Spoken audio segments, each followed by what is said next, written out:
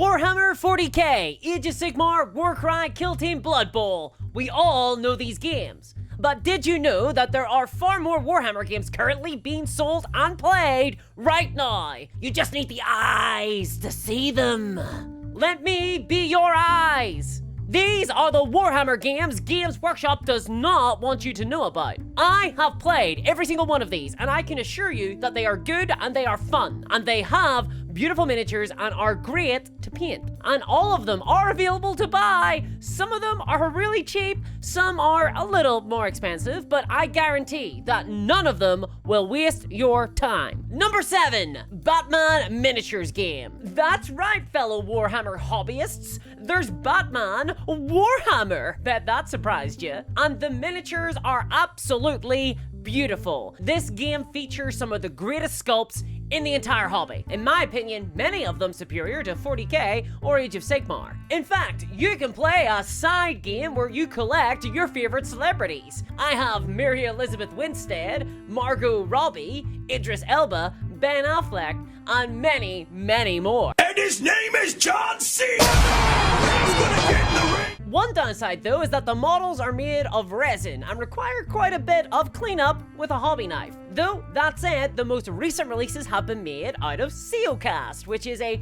much friendlier formulation that requires far less cleanup and is super easy to work with. Any Batman fans out there, I would totally recommend checking out this game because as great as the miniatures are, the actual gameplay is fantastic as well. You can play as a whole host of classic Batman villains and characters, and every faction comes with their own deck of cards. And each individual card contains a scoreable objective. This means that players will have completely different asymmetric experiences and goals depending on which faction they are playing as. Different factions are trying to score different objective cards, which really makes you feel like a Batman villain that you're playing as. So, for example, if you're playing as the Joker, I'm the Joker, baby! then you're trying to set off exploding teeth. You're trying to get your own henchmen killed. Yes, your own henchmen, and you're trying to poison Gotham City and your opponents. If you're playing as the Riddler, you're trying to get your opponent to answer riddles incorrectly and roleplay as the most punchable face in all of Gotham. If you're playing as Batman, you're trying to take down the opposing enemy boss, gather evidence, and arrest enemy models. It's a fascinating asymmetric game that deserves your attention. If you're interested, I'd recommend picking up the Batman starter set, which comes with your own little Robert Pattinson Batman, as well as 2 full crews, one for Batman and one for the Falcone Organized Crime Syndicate. Miniatures are 7 out of 10, gameplay is 9 out of 10. 6. 5 Parsecs from Home. Warhammer 40k is not a narrative game. 5 Parsecs from Home is. All you need to play this game is this box of Stargrave minis from North Star Figures and this book, 5 Parsecs from Home, and you're good to go. Though an existing Warhammer collection does help. The game is miniatures agnostic, meaning you can use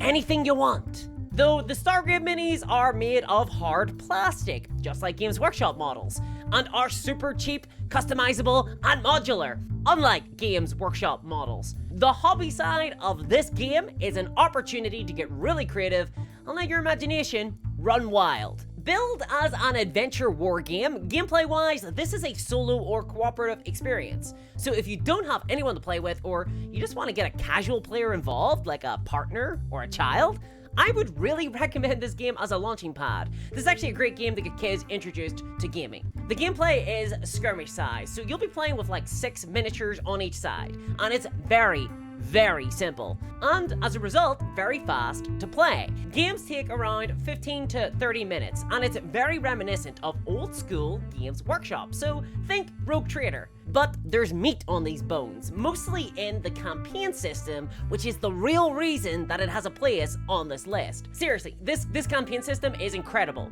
It basically provides an RPG adventure. You'll be maintaining your crew's starship, have a base on a planet, and each campaign turn, you'll be looking for jobs, contacts, going shopping, making enemies, finding allies, and more. Then you do a mission, or you might get attacked by a rival, or the planet you're on might get invaded by by aliens, and then you have to try and escape. This is a game focused on role-playing and making fun decisions. It feels like a cross between an RPG and a traditional skirmish war game, almost like a video game, like XCOM. Missions are procedurally generated. There's tons of alien species and robots you can play as, and you can build characters with traits and backgrounds. It's definitely worth a look. Setting-wise, it's pretty light, but it does have a setting, though you could easily imprint something like Star Trek or 40K or Firefly, which suits the game system perfectly. Miniatures are agnostic. Make whatever you want. 10 out of 10. Rules are 7 out of 10. Number 5, Star Wars Legion. That's right,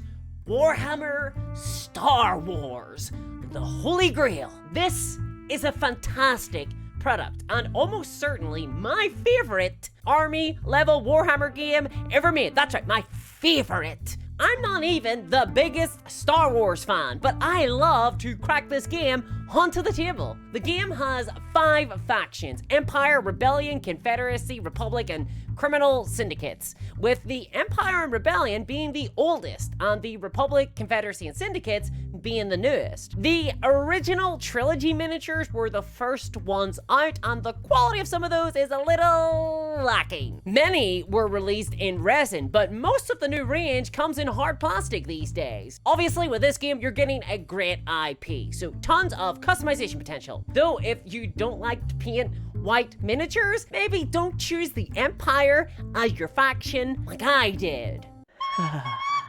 So many stormtroopers. Gameplay wise, it's fantastic, and the initiative and activation system in this game is probably my favorite mechanic in any Warhammer game ever made, period. Perfect blend of strategy, bluffing, and variety. Plus, it's a AAA game with a sizable community, so you should be able to find fellow players wherever you are. If you're looking to buy into the game, then I'd recommend getting a core 2-player starter set that comes with a ton of miniatures and everything you need to play. Or you can buy a faction battle force, but you'll need to pick up like an essentials kit to go with that as well. This is an easy game to get into, plenty of painting opportunities, and just a really fun strategic game overall. One of my favorite army games ever made. Rules are 9 out of 10, miniatures 7 out of 10. Now hold on one second, I just gotta change outfits. And before we get into number 4, I'm gonna get ahead of you here. I know what you're thinking. Discourse! There's just too many games here. I couldn't remember all these different rules. My brain can't keep up with the different systems. Well, luckily for you, viewer, today's sponsor has just the solution. No, this is not going to be a plug for transhumanism where we put brains into jars, go to Pluto, and learn the secrets of the cosmos. That's next week's sponsor. No, instead, keep your brain active and plastic with Brilliant. See what I did there? Plastic miniatures, plastic brain. Brain plasticity, it's a thing, Google it. Brilliant is a platform that features interactive learning about all sorts of topics, subjects like maths, physics, quantitative finances, computer science, and way more. It provides daily gamified challenges, so if you enjoy puzzles or learning new things or thinking about the world, you'll really enjoy this, and you're a war gamer. I'm gonna assume you enjoy games. There's varying levels of difficulty, from simpler foundational level things that I'm good at to higher level college tier content for the big brains out there. And you can work your way up the levels. That's what I'm currently doing, and it feels really cool. I feel like I'm learning a lot. I've been using it every single day, and I've really been enjoying it. Interactive learning is something that seems to work for me, and I'm loving it. I'm actually really loving it. It turns out I can learn things. You just need to, reward me for it. And I'm gonna be honest, it's only thanks to Brilliant that I'm able to play more than one army in Warhammer and not completely lose my mind. So, get started for free today. Visit brilliant.org/discourse miniatures. There is a link in the description of this video, and the first 200 people to use that link will get 20% off an annual premium subscription. So big thanks to Brilliant for sponsoring this video and for helping me become one of the big brains. Ugh.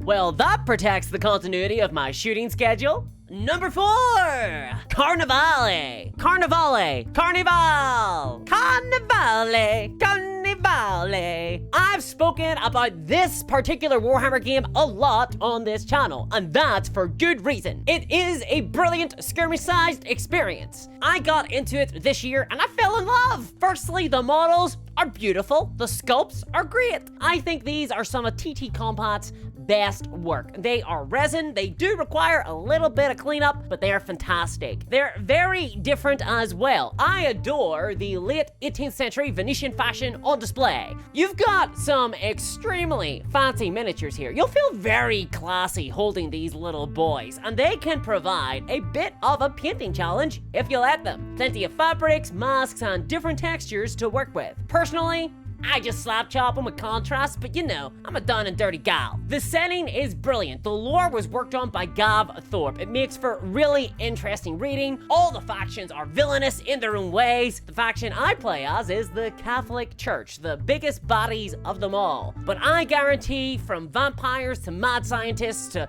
Lovecraft monsters to the Mafia, you will find a faction in this game that calls to you. The gameplay is excellent as well. Imagine Assassin's Creed in miniatures, and you've got it. You'll be leaping from rooftop to rooftop and drowning people in canals in no time, and it's really easy to buy into. The game features perhaps my favorite starter set ever made. There's two starter sets. One is extremely cheap, the other is a little bit more expensive, but both are great. The cheaper one is a little taster, but the other is the entire game in a box. That's my favorite one. It comes with all the terrain, modular canal board, 2 full crews, acrylic tokens, and dice. Everything you need to play, and it costs less than a combat patrol. If you're sleeping on this one, I really recommend that you give it a look. This is a contender for my best game of 2022. Didn't come out in 2022. I just played it a lot in 2022. Screw you, you don't rule me, you're not the boss of me. Miniatures are 8 out of 10, rules are 8 out of 10.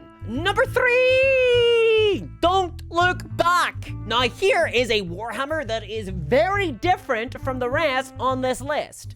This is a co-op/solo horror experience based on the classic 80s style slashers like Friday the 13th, Nightmare on Elm Street, and of course the well-known, well-loved classic Silent Night, Deadly Night 2.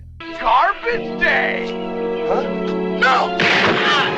The models are resin models and they're not particularly stand out. I rate these as just But if you're anything like me, then I bet that your painting table is filled with sci-fi and fantasy miniatures. And honestly, these are all modern, if you can call the 80s that, and I found them extremely refreshing to paint. I went for a very dark slap-chopped style on mine. They were super quick to paint up, and I think they came out great. There's not much customization though, except you do get to make some choices like how your slasher will appear.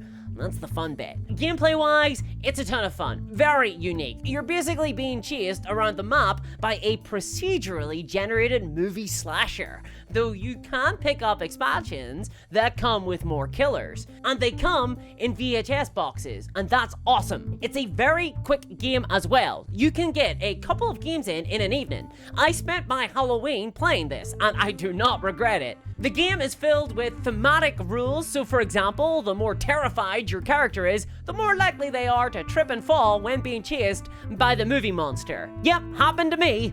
This is another one that's great to introduce new players into the Warhammer hobby, especially if they have an interest in horror. And it's simple enough that even kids can play it, and it's not too gruesome. Kids can play this, it's not inappropriate for them. Miniatures are 5 out of 10, rules are 8 out of 10. Fun game, Discord says, check it out. Number 2, Bushido. This game is for the expert level Warhammerer.